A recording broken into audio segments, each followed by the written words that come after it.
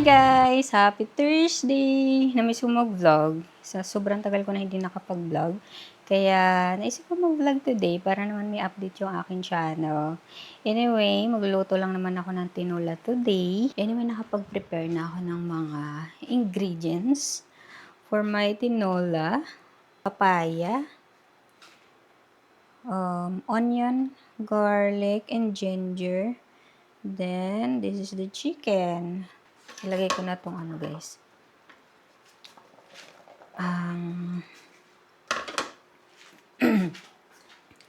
Ilalagay ko na ang onion, garlic, and ginger. Pagsama ko na lang sila.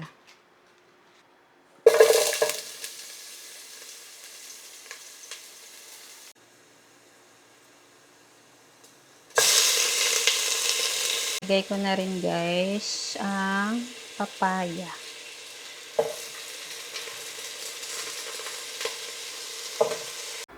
Nilagyan ko na pala siya guys ng water, paminta, and salt.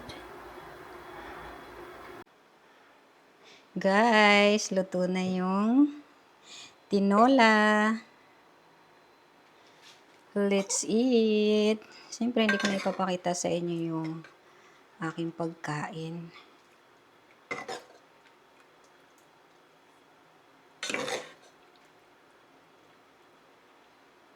Yum! That's it for today. Thank you guys for watching. Bye!